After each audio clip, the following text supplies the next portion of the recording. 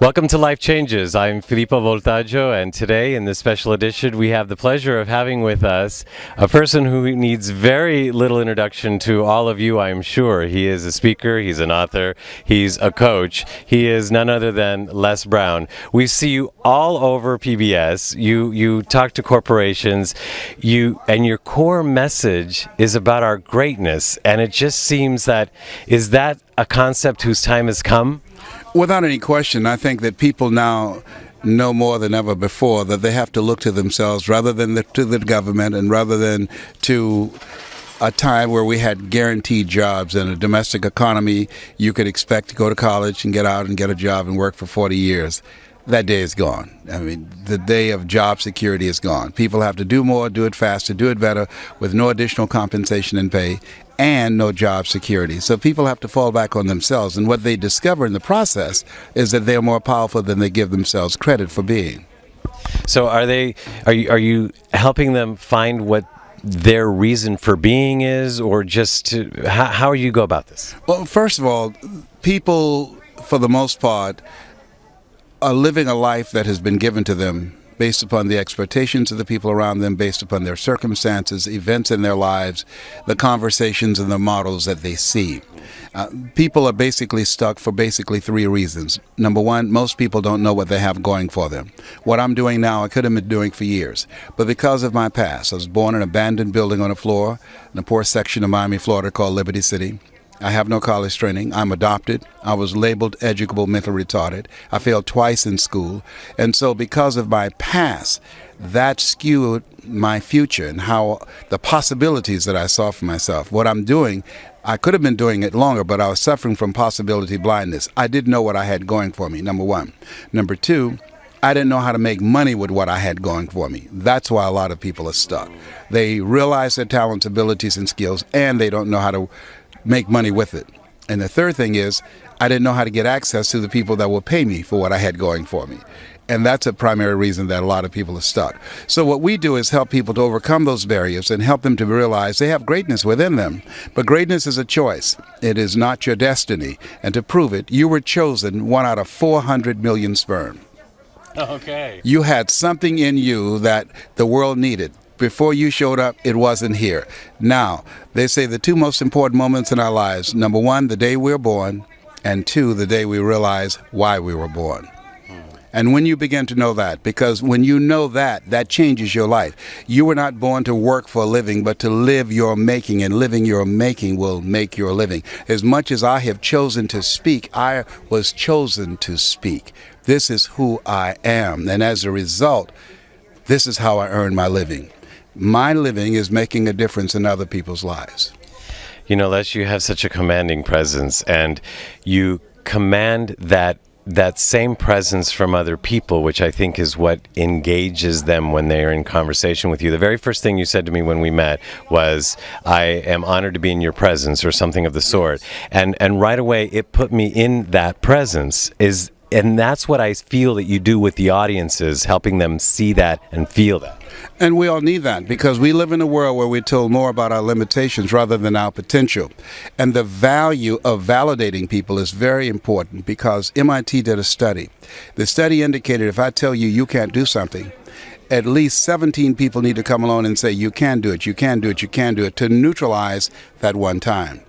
So faith comes by hearing and hearing and hearing. And so I believe it's very important that we validate and encourage and inspire each other, because nobody rises to low expectations. We've all had people to say to us, you cannot accomplish your goal and dream. I had my family members and friends saying, you cannot become an intellectual resource for corporate America. You've never done it.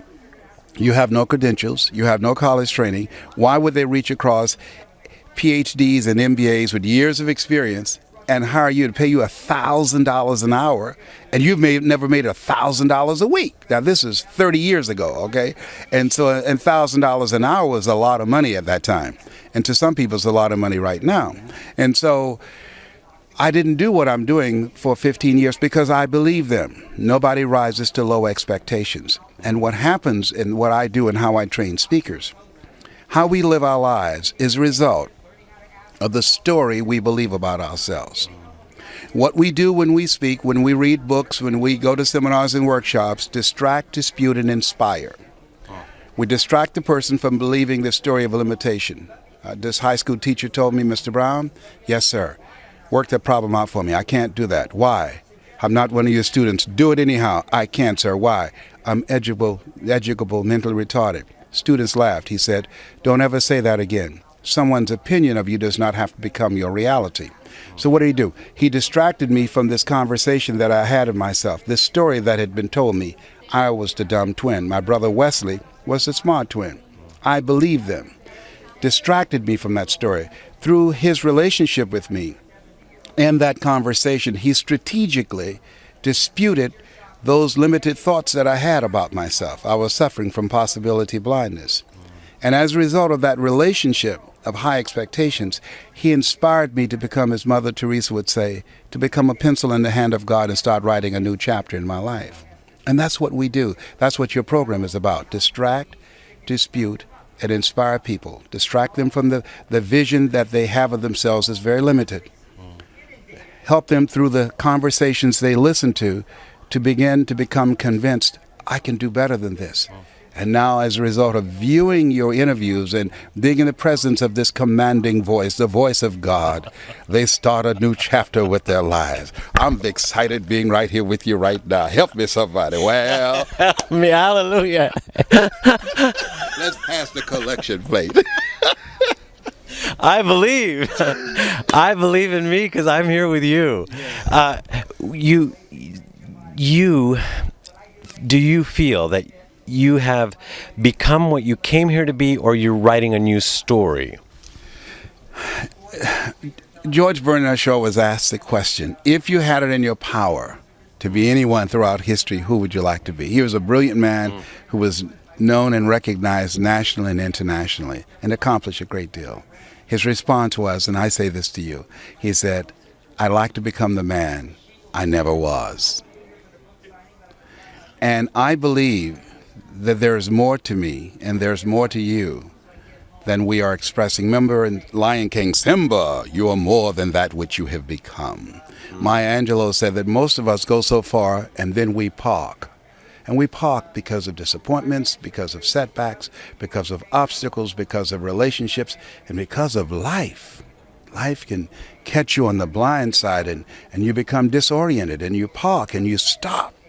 And sometimes you don't even realize it until years go by and you realize, as Henry David Thoreau said, oh God, to reach the point of death, only to realize that you've never lived, only to realize that you've never scraped the surface of your potential. As one woman said, what if you live your whole life only to discover that it was wrong?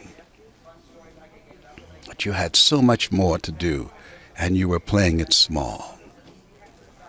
There's no playing small right here, right now. I can tell you that.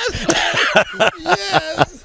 You know, I could do this with you for hours. I feel like I've known you forever, and thank you for helping me feel that today. You've given us so much. You're so magnanimous, and to the world. One more moment of brilliance from you, if we can have that. I've just called Red Visit Mamie Brown's baby boy. Here's something Jim Rohn said, and I love it. He said, and I say this to the people that are listening to you, when the end comes for you, let it find you conquering a new mountain, not sliding down an old one. That's from Les Brown on Life Changes. I am Filippo, and I'm honored to be in your presence, sir. I as well. Thank you so much. I appreciate you. I am so honored.